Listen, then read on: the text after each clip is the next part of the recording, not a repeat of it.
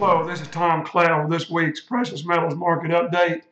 I want to jump right in and just discuss four quick things economically because we're going into October, which historically is the major month for the movement of gold and silver to the upside, and when there are stock market problems, stocks to the downside.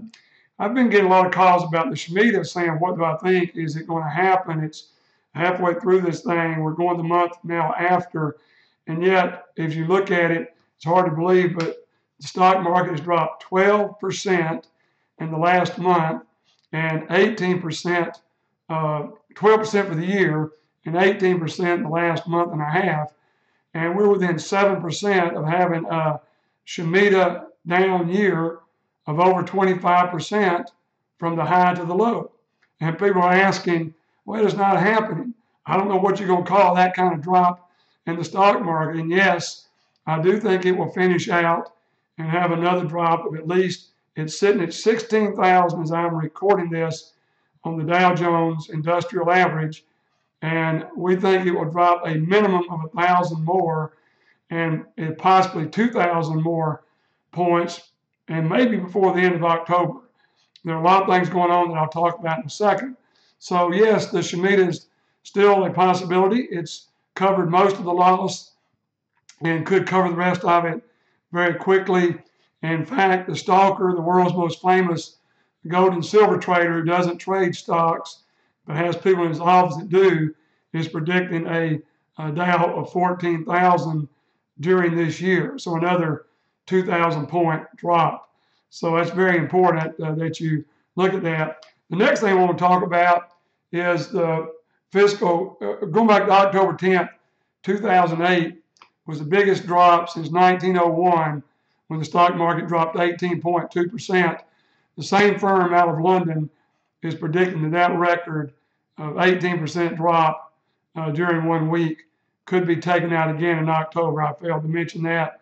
So it is important that you put your money where you want it. Be sure that you've got it moved, and you need to move it quick if you're interested in getting out of the stock market. If you're not, I'm not telling you to do that, certainly, but just be aware of the risk that stays in front of you. Number two, the fiscal year. We discuss it every year. Tomorrow, 9:30, the United States closes its fiscal year for 2015 with another tremendous, huge, unbelievable deficit of $600 billion to $900 billion. We don't know the figures yet. But one thing we do know is every October, gold goes up because the money that has to be created to balance that budget or balance that deficit to carry on. We also will, tomorrow marks the end that 12 spending cuts have to be enacted.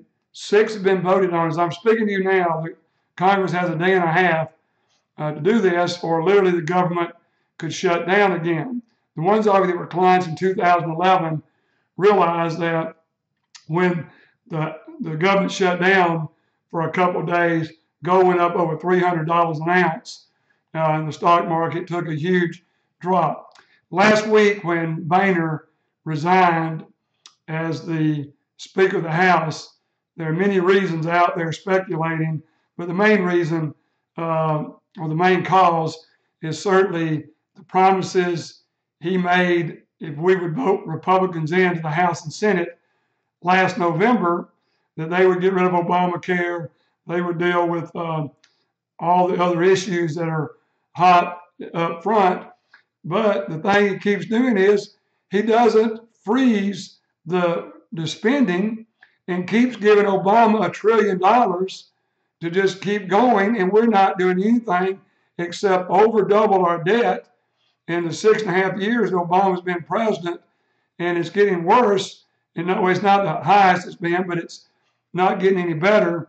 And yet the Republican Congress that promised they would deal with this has not dealt with it. So if they decide to deal with it, and if the government were to shut down, gold and silver is going to be about your only thing that's going to have any increasing value, and it will be increasing very quickly.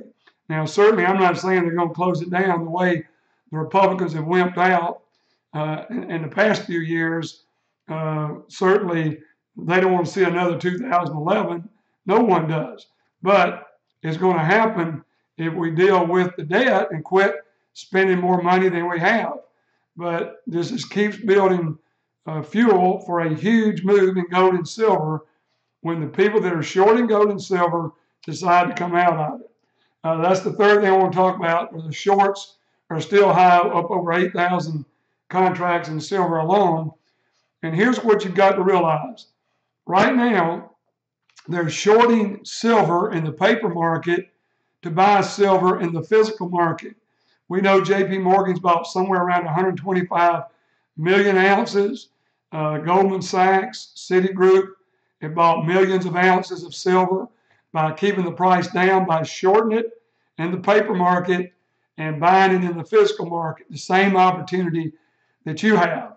So the question then becomes, when do they have enough physical?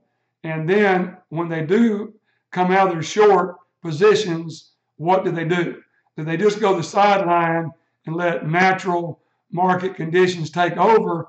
Or do they go the long side, betting on silver to go up, which will drive all their physical silver way up in price, as well as their paper silver, and they make a double whammy in the market by doing that? There's not even a 1% chance they're going to go long at some point. I mean, it's going to go long and silver's going to jump. So all you have to do is have patience, because you're going to make a home run in silver. You're going to make a home run in silver. It's still selling at over $3.50 below mining cost. And if you got a horizon, you don't need the money for even 1 year, there's not a better place in the investment market in the world than putting it into silver. The only negative thing that can happen is if we went into a worldwide recession, gold would go up like it did in 2008, and silver would not. But it leads me to the final point I wanted to make today, is the Chinese manufacturing index that just came out Monday at 47, the lowest since 2009. People, the Chinese economy is in trouble, and they're going to have another round of quantitative easing. And when they do that, it's going to push the yuan down for one last time, and you're going to see the dollar go up for one last time, in my opinion, in the opinion of many experts. Some of them I've known over 30 years, 35 years, but we're in that horizon that the game is almost up. And when that does happen, the dollar will fall, and it will fall very quickly. Our problems are much worse than these other countries. The difference is we're not dealing with it. They don't have $19 trillion of debt to pay off, in no possible way to not only pay it off, we can't pay the interest on it. We're borrowing, the Fed is having to monetize money, create money out thin air to just buy the bonds that are being liquidated that there's nobody buying. So this is the last hurrah. And I can't tell you if it's a week, 2 weeks, a month, 2 months, 3 months, I don't know. But I can tell you, you had better be settled and be settled quickly. And this will then start an avalanche of things that are going to kill the dollar. We're still looking at potential major bank problems by banks in Europe that could close and send a ripple effect. We're still looking at possible bail-in as G20 is met and continue to say we will never bail out a country and pay banks money. They will have to take it from their depositors. That is the law. They can take part of your money and you have no recourse. So all this is coming, and you've got to be ready for it. And hopefully you have got the percentage of metals that you want. And I'll say it again, I've said it several times in the past 2 or 3 months, there's no better insurance policy in the world than gold and silver. Because if things don't go haywire that we expect, then maybe you lose 2 or 3%, but then you liquidate it. And we even have a situation set up to store for 9 months free, where you don't have to take delivery and you can sell anytime in that 9 months without paying a storage fee. And if you do decide to leave it there, you're only going to pay 1/4 of 1% on the deal I've set up, which is about 1/3 of everybody else storing in that facility. So this is exciting news for all of us. And for the ones of you that continue to call, we do have the offshore or the out of the country storage set up now. We're happy to discuss that with you if you want to store your metals in another country that we've set up an arrangement with. And lastly, if you want to put precious metals into your IRA, give us a call, and or any other questions you might have, or to price things out or to place orders, call us at 800-247-2812. 800-247-2812. And if you're not getting our free emails or alerts, you can sign up for those at FTM Daily, /gold, or under the Precious Metals button. We don't share your email with anyone, and we send out 1 to 3 emails a week as soon as we have news that we feel is worthy of sending out: price sheets, buy, sales signals, economic articles of interest, those kind of things. So hopefully you'll get positioned. If we can help you, give Dan or Kathleen or I a call at the office, and we'll be happy to answer your questions. With this week's Precious Metals Market Update, this is Tom Cloud signing out.